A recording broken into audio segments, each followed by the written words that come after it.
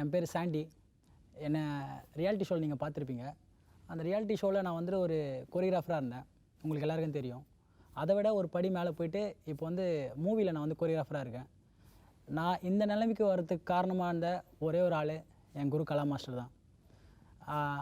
ரொம்ப நாள் கழிச்சு நான் இப்போ அவங்கள மீட் பண்ண போகிறேன். அவங்கள பார்க்குறதுக்கே எனக்கு ரொம்ப ஹாப்பியாக இருக்குது. ஆனால் கொஞ்சம் நர்வஸாக இருக்குது. ஏன்னா வந்துட்டு இதுக்கு முன்னாடி நான் வந்து நேருக்கு நேராக உட்காந்து நான் பேசுனதே இல்லை இது வரைக்கும்.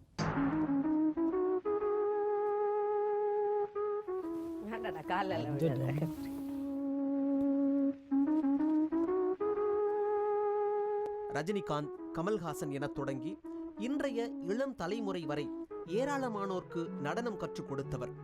25 வருடங்களாக திரைத்துறையில் பல சாதனைகளை புரிந்து பல நடன கலைஞர்களை உருவாக்கிய நடன இயக்குனர் கலா மாஸ்டர் அவர்களும் இவரின் சிஷ்யர் சாண்டி அவர்களும் இன்றைய குரு சிஷ்ய நிகழ்ச்சியில் இணைகிறார்கள். ரொம்ப சந்தோஷமாக இருக்குது சாண்டி. அதாவது நார்மல் ஒரு ஸ்டேஜ் பர்ஃபார்மராக இருந்து அதுக்கப்புறம் ஒரு டான்ஸராக இருந்து இப்போ நீ ஒரு கொரியோகிராஃபராக இருக்கேன் அப்படின்னு சொல்லும் போது கண்டிப்பாக குருக்கு தான் அந்த ரெஸ்பெக்ட் இருக்கும், சந்தோஷம் இருக்கும் கண்டிப்பாக. ஸோ அதில் ரொம்ப சந்தோஷமாக இருக்கேன். இப்போ நீ படத்தில் கொரியோகிராஃபி பண்ணியிருக்கேன், படத்தில் ஆக்ட் பண்ணுற, இட்ஸ் கிரேட். அது வந்து ஹார்ட் ஒர்க் உடைய ரிசல்ட்டு தான். இல்லை, எல்லாமே வந்துட்டு உங்களோட தயவு தான்க்கா. ஏன்னா நீங்கள் இல்லாமல் வந்துட்டு நான் இல்லை. ஏன்னா ஒரு சாண்டின்னு இப்போது தெரியறதுக்கு காரணமே நீங்கள் தான். இப்போ என்ன மாதிரி நிறைய பேர் நீங்கள் உருவாக்கின்னு இருக்கீங்க, அது எனக்கு தெரியும். பட் இந்த டைமில் வந்துட்டு நான் திரும்பவும் நன்றி சொல்லிடுங்க. ஏன்னா வந்துட்டு இதை விட்டு எனக்கு ஆப்பர்ச்சுனிட்டி வேறு எதுவுமே கிடைக்காது. ஏன்னா வளர்த்து விட்டவங்க நீங்கள். இந்த அதாவது சிஷ்யர்கள்லாம் குருவுக்கு வந்து நன்றி சொல்லவே கூடாது. ஃபர்ஸ்ட் ஆஃப் ஆல் சொல்லவே கூடாது. ஏன்னா அது அந்த பக்தி இருந்தாலே போதும். நம்ம எத்தனை வருஷம் ஆனாலும் நான் இப்படி தாங்க இருப்பேன். Thank you thank you. இப்போ நான் என்னை பற்றி நான் சொல்லிட்டேங்க.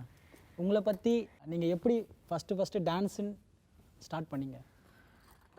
சினிமா ஃபீல்டு வந்தது அப்படின்னு பார்த்தீங்கன்னா, ஆக்சுவலி வந்து என்னுடைய 2வது சிஸ்டர் கிரிஜா ரகுராம், அவங்க ரொம்ப அழகாக இருப்பாங்க. சின்ன வயசில் நாங்கள் ஈரோடில் தான் இருந்தோம். ஸோ ரொம்ப அழகாக இருக்கனால அம்மாவுக்கு வந்து அவளை எப்படியாவது மெட்ராஸ் கூட்டிகிட்டு வந்துட்டு அவள் வந்து லலிதா பத்மினி ட்ரூப்பில் டான்ஸ் பண்ண வச்சுட்டு அந்த மாதிரி மைண்டில் தான் 7 பொண்ணோட எங்கள் அம்மா இங்கே கூட்டிகிட்டு வந்தாங்க. அப்படி வந்து அக்கா வந்து போய் லலிதா பத்மினி ட்ரூப்பில் வந்து ஸ்டேஜ் டான்ஸ் பர்ஃபார்ம் பண்ணிகிட்டு இருப்பாங்க. அப்படியே வந்து சினிமாவில் தங்கப் மாஸ்டர்ட்டையும் சோப்ரா மாஸ்டர்ட்டையும் அசிஸ்டண்ட்டாக ஒர்க் பண்ணும்போது தான் ரகு மாஸ்டர் மீட் பண்ணி கல்யாணம். ஆனால் நான் வந்து ஸ்கூல்லேயே சரி ஒரு டான்ஸ் அப்படின்னாலே நான் தான் கலா தான் அதில். ஏன்னா நான் வந்து பரதம் அக்காவோடையே கற்றுட்டு இருந்தேன், பரதநாட்டியம் கற்றுட்டு இருந்தேன். ஸோ அது வந்து ஸ்கூல்லேயே டீச்சர்ஸே சொல்லுவாங்க, வந்துட்டாப்பா டான்ஸுக்கு மட்டும்தான்ப்பா இவ லாய்க்கு, படிப்புக்கு லாய்க்கு கிடையாதுன்னு சொல்லுவாங்க. ஸோ அப்போ வந்து நான் அதை பற்றி கவலையே பட மாட்டேன். எனக்கு எது தெரியுதோ அதுதான் நான் பண்ணுவேன். ஸோ அந்த மாதிரி தான் நான் வந்து ஃபீல்டில் வந்தேன். அதே மாதிரி நான் வந்து 7th ஸ்டாண்டர்ட் பண்ணும்போது சினிமா ஃபீல்டுக்கு வந்துட்டேன்.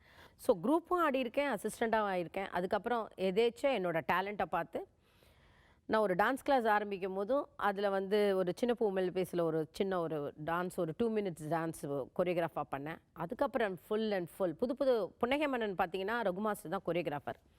அதில் 2 பாட்டு வந்து என்னை கிளாஷ் விட்டுட்டு போயிட்டார் ரகு மாஸ்டர். ஏன்னா பயங்கர பிஸி அந்த டைமில். ஸோ அந்த டைமில் பார்த்து பாலச்சந்திரன் என்னோடய டேலண்ட்டை பார்த்து புது அர்த்தங்கள்லேருந்து ஃபுல் கொரியோகிராஃபராக கொடுத்தாரு. பட் அதுக்கு கிரெடிட்ஸ் கண்டிப்பாக என்னோட குருநாதர் தான். இன்னொன்று கேட்கணுங்க. ஏன்னா சின்ன வயசில் நீங்கள் சொன்னீங்க 7th படிக்கிறப்போ நீங்கள் வந்துட்டேன்னீங்க. அப்போ வந்து நீங்களே நிறைய ஸ்டேஜ் ஷோலையும் நிறைய ரியாலிட்டி ஷோலையும் நீங்கள் சொல்லியிருக்கீங்க. ஆக்சுவலாக என்னை வந்து பேக்கில் நிற்க வச்சுருவாங்க. ஆமாம், நான் வந்து கருப்பாக இருக்கிறேன், அதனால் ஆட விட மாட்டாங்க. ஆனால் அப்போது நான் விட மாட்டேன், வெறித்தனமாக நான் ஆடுவேன். நீங்கள் அந்த டைம்லலாம் பார்த்தீங்கன்னா ஒரு ப்ரொடியூசர்ஸாக இருந்தால் சரி, டைரக்டாக இருந்தால் சரி, லொக்கேஷனில் வந்து டான்ஸர்ஸை செலக்ட் பண்ணுவோம், ஒவ்வொருத்தரை நிற்க வச்சு செலக்ட் பண்ணுவோம். இப்போல்லாம் அப்படி கிடையாது. ஸோ செலக்ட் பண்ணும்போதே நம்மளுக்கு மனசு கஷ்டமாக இருக்கும். ஒரு பொண்ணுங்களை நிற்க வச்சுட்டு இந்த பொண்ணு நல்லாயிருக்கு, இந்த பொண்ணு நல்லாயிருக்கு, இந்த பொண்ணு அப்போ என்னை ரிஜெக்ட் பண்ணியிருப்பாங்க. இந்த பொண்ணு நல்லா இல்லை, கருப்பாக இருக்குது, ஒல்லியாக இருக்குது, இதை ரிஜெக்ட் பண்ணுங்கன்னு சொல்லுவாங்க. ஆனால் ரகு மாஸ்டர் என்ன பண்ணியிருப்பார், மச்சின்ச்சி ஆச்சு சொல்லிட்டு 10 பேர் 15 பேரில் பின்னாடி நீ ஆடிடும், முன்னாடி வராதுன்னு சொல்லுவார். ஸோ நான் ரொம்ப ஃபீல் பண்ணி பின்னாடி ஆடுவேன்.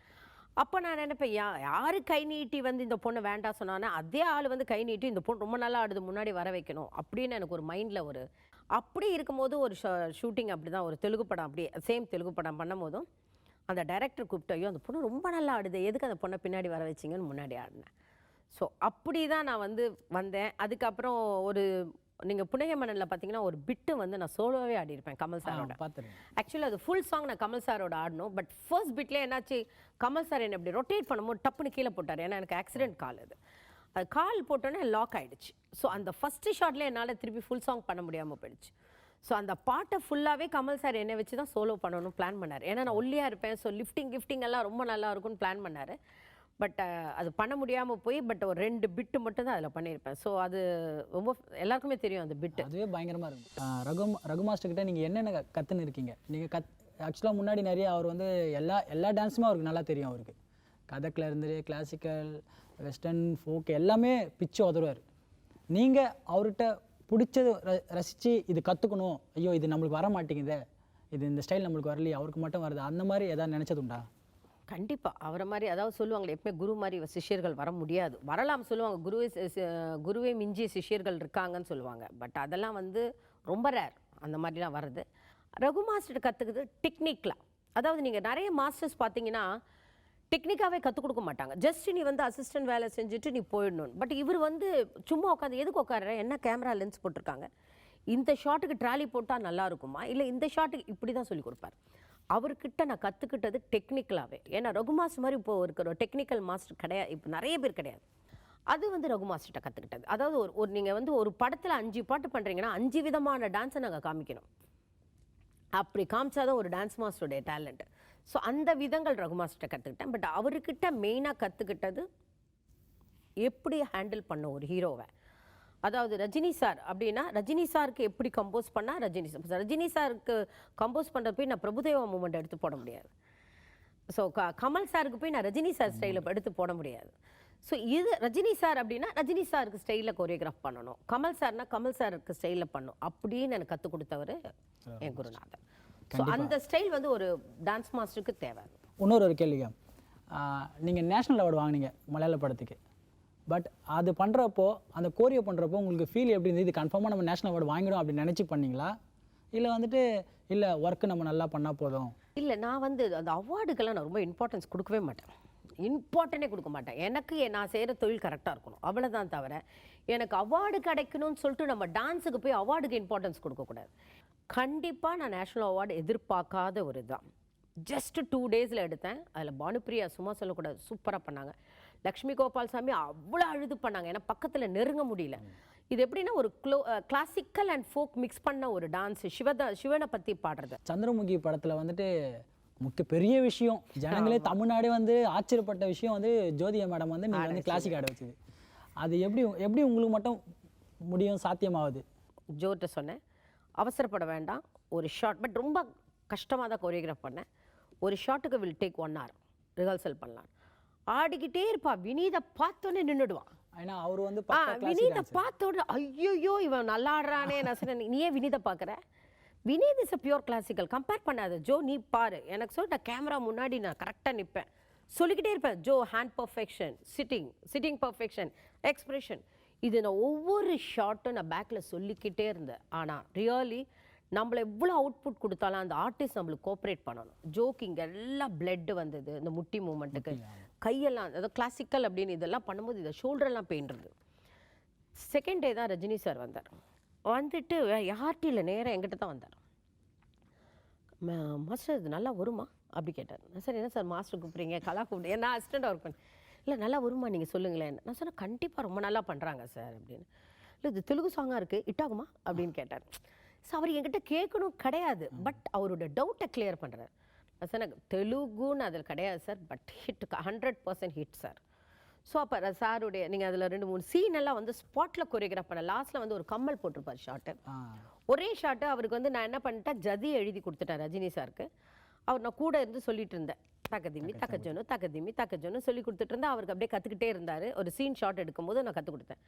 ஒரே ஷாட் இவர் ஆடுவா, அப்படியே பேன் பண்ணால் ரஜினி சார் அப்படி வருவார், சுற்றிட்டு வந்துட்டு அப்படியே இது பண்ணுவார், வெட்டுவார். ஆனால் அந்த ஷாட் அப்படி சுற்றி வரும்போது நீங்கள் அந்த சீனை பார்த்தீங்கன்னா எல்லாருக்கும் தெரியும், கம்மல் விழும். ஆக்சுவலி ஒரிஜினலாகவே கம்மல் விழுந்துருச்சு. 1 more எடுக்கலாமான்னு நினச்சாங்க. நான் சொன்னேன் ஐயோ சார் சூப்பராக பண்ணிட்டாங்க. உடனே ரஜினி சார் ஐடியா சொன்னார், எதுக்கு 1 more, இந்த கம்மலை எடுத்துட்டு அந்த ஜதி சொல்லிடலாமேன்னு சொல்லிட்டாரு. அந்த கிரியேட் பண்ணார் அந்த ரஜினி சார் அந்த இடத்துல. Is a genius. உடனே கம்மலை போட்டு தக்கதிமி சொன்னார். மாஸ்டர்லாம் வேணாம், தெய்வமே தான் கூடுவேன். ரஜினி சாரை பற்றி சொன்ன மாதிரி கமல் சாரை பற்றி கொஞ்சம் சொல்லுங்கள். கமல் சாரை பற்றி சொல்லணும்னா புன்னேகம் பண்ண violence song AVM 3rd floor எடுத்தோம். ரகு மாஸ்டர் என்ன பண்ணிட்டார், கம்போஸ் பண்ணிட்டு விட்டுட்டு போயிட்டார். கமல் சார்கிட்ட விட்டுட்டு போனால் அசிஸ்டன்ஸுங்க மாட்டினாங்க, அவ்வளோதான் கண்டம் ஏற்கனவே அது. பட் நான் யாருக்குமே பயப்பட மாட்டேன். அவர் நாங்கள் பண்ணும்போது ஒரு பர்டிகுலர் கம்போஸ் பண்ண விட்டுட்டு போயிட்டார். கம்போஸ் பண்ணல ரகு மாஸ்டர். 3rd BGM அந்த கால்லேருந்து ஒரு பிட்டு வரும், ரொம்ப நல்ல பிட்டு. நான் வந்து அப்பயே எனக்கு 14-15 வயசாக இருந்தாலும் நான் வந்து விடவே மாட்டேன். நான் டான்ஸ் நான் அசிஸ்டன்ட் தானே, நான் தான் கம்போஸ் பண்ணேன், அப்படி இருப்பேன். அவர் என்னை வந்து திட்டிட்டு, நீ சின்ன குழந்தை நீ போ அப்படி தான் கத்துவார். அதெல்லாம் இல்லை கமல் சார், நான் பண்ணிப்பேன், எனக்கு தெரியும், அப்படி தான் நான் பேசுவேன் நான். ஸோ அந்த மூமெண்ட் நானும் கமல் சார் சேர்ந்து தான் அந்த மூமெண்ட்டு ஜான் பாபா நான் 3 பேர் சேர்ந்து அது கொரியோகிராஃப் பண்ணது, அது மறக்கவே மாட்டேன் நான். அதே மாதிரி இப்போ இருக்கிற நீ எங்கள் ஜென்ரேஷன் ஆர்டிஸ்ட்டை நீங்கள் பார்த்தீங்கன்னா இப்போ வந்து ஒரு ஹீரோ டான்ஸ் மாஸ்டரே கிடையாது, தேர் ஆல் ஃப்ரெண்ட்ஸ். நீங்கள் விஜய் பார்த்தீங்கன்னா விஜய் 2 படம் நான் பண்ணியிருக்கேன். ஃபாசில் சார் ஒரு படம் நான் மறக்கவே மாட்டேன், ஆலப்பியில் ஒரு சாங். ஆனால் ஷூட்டிங்கில் இன்டர்ஃபியரே ஆகாத ஒரு பர்சன். ஆனால் இந்த பூனையும் பால் குடிக்குமான்னு இருக்கிற ஒரே பர்சன் யாருன்னா விஜய் தான். ஒன்றுமே தெரியாத பப்பா மாதிரி இப்படியே இருப்பார். ஆனால் அந்த லொக்கேஷனுக்கு அப்படி வந்தார்னா இது நான் வந்து அனுபவிச்சிருக்கேன்க்கா. ஏன்னா வந்து சில்லாக்ஸ் சாங் வேலாயுத படத்தில் வந்துட்டு பிருந்தா மாஸ்டருக்கு வந்து அசிஸ்டண்ட்டாக போயிருந்தேன். அப்போ வந்து அவர் வந்தார், என்ன மூமெண்ட்டு போனார், நான் ஆடி காட்டினேன், இல்லை 1 more ஆடி காட்டினார். சரி இப்போ வந்து இதான் வந்துட்டு ஆக்சுவலாக நான் பயங்கரம் கம்போஸ் இது இல்லை கஷ்டம்டா, ஆட மாட்டாரா இப்படி தானே லேட்டாக வேண்டாம் நம்ம ரெஸ்ட் எடுத்துலன்னு வந்தார். மாஸ்டர் சவுண்ட் போடுனார், 1 more போடுங்க அப்படியே ஓகே டேக் போடலான்னாரு. நான் அக்கா கிட்ட அக்கா என்னக்கா டேக் போடலான்ட்டாரு, பண்ணுறாரா டவுட்டாக இருக்கா? இல்லை இல்லை பிருந்தா மாஸ்டருக்கும் இருக்குது, ஆனால் உள்ளுக்குள்ள கான்ஃபிடென்ட்டாக இருக்கான், அவர் பண்ணுறாரு பண்ணிடுவார். ஃப்ரேம் வச்சுன்னா அவ்வளோதான் ஆடிட்டு ஃபுல்லாக ஒரு பீச் டக்கடன்னு ஆடிட்டு அவர் பாட்டு போயிடுறாரு. பாய் நிஜமா அவர் பண்ண அசல்ட்டாக போயினே இருக்காரு.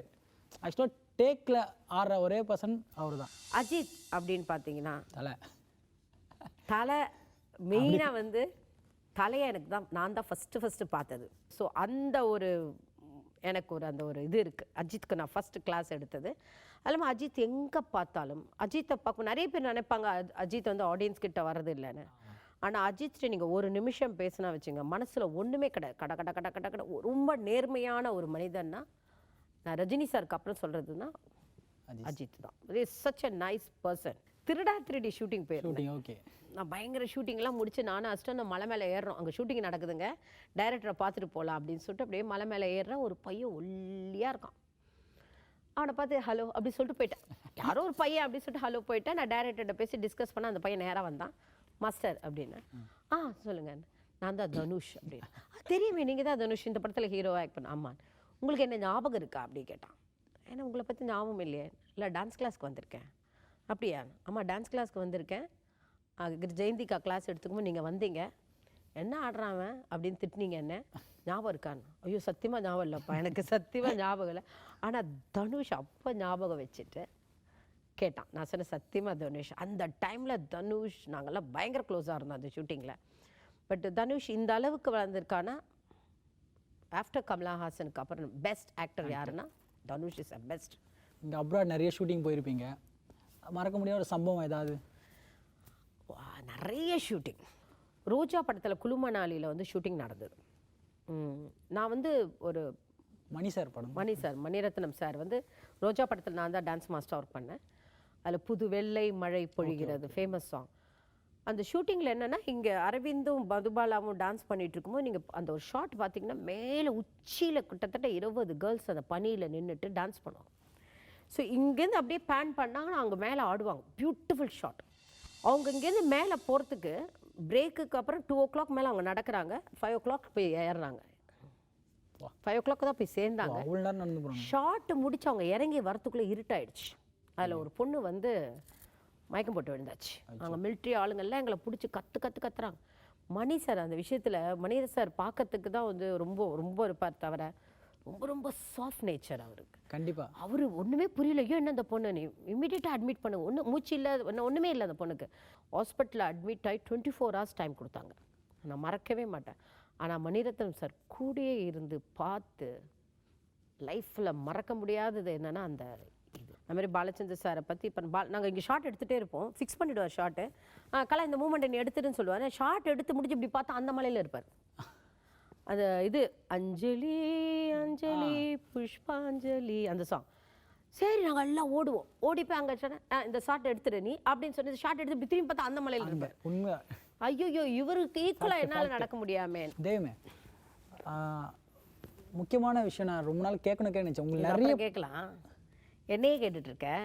உன்னை நான் ஃபர்ஸ்ட் கேட்குறேன். இல்லை, ரொம்ப நாள் ஃபர்ஸ்ட் நீ எங்கே என்ன மீட் பண்ணன்னு தெரியுமா?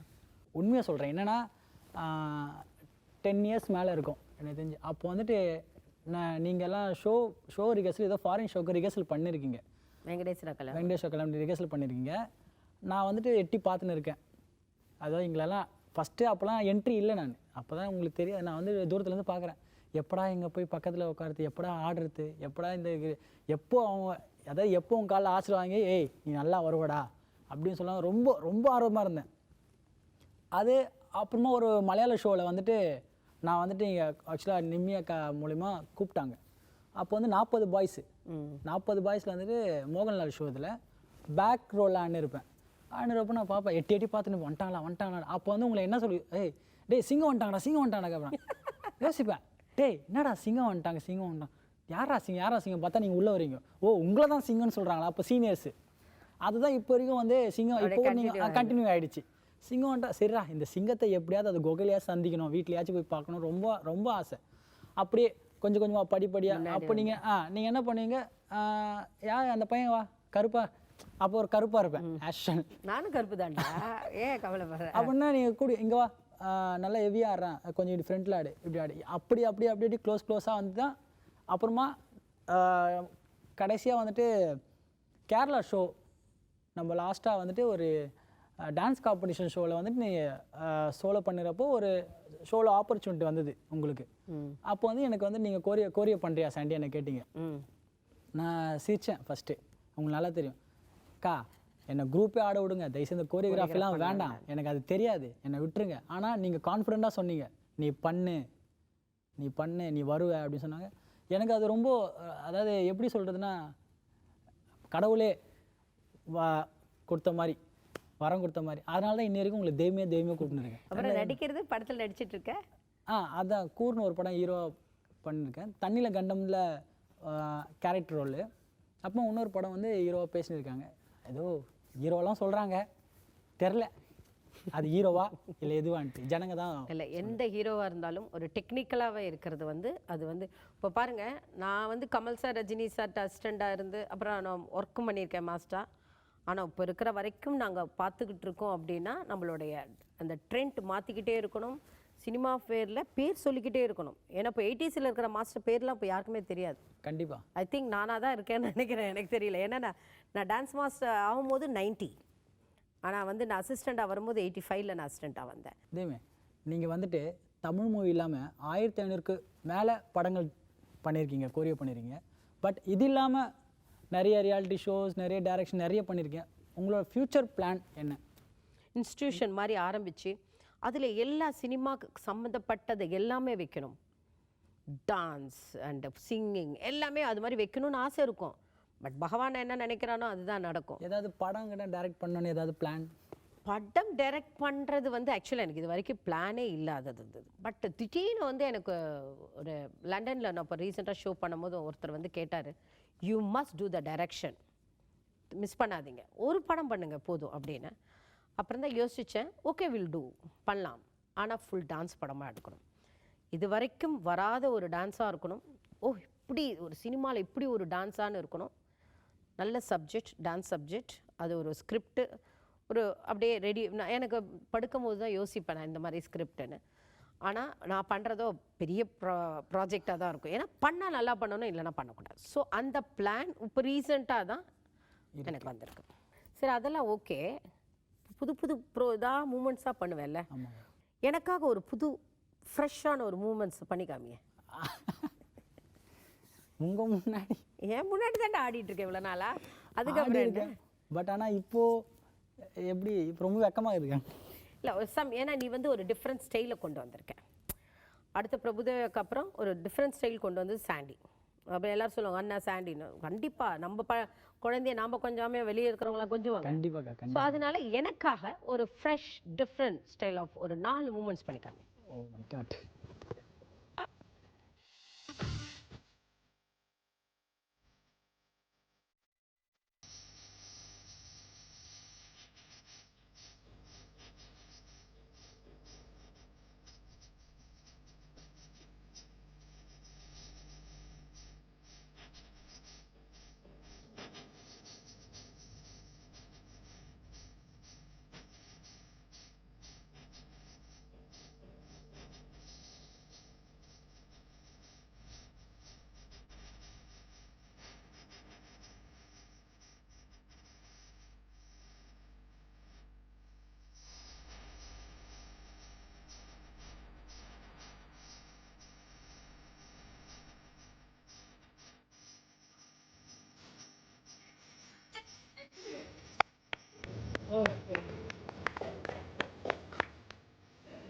குட் சாண்டி, ரொம்ப சந்தோஷமா இருக்கு.